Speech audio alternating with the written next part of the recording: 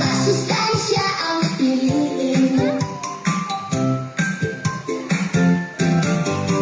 Magandang umaga, tara na't magsaya. Kalusugan natin ay alagaan na. Prutas at gulay, isda at itlog. Masustansyang pagkain ang ating handog.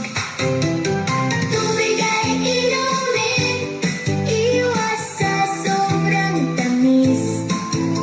Sa tamang pagkain, katawan ay lalakas. Kumain ng gulay, kumain ng prutas, uminom ng tubig araw-araw. Malakas ang katawan, matalino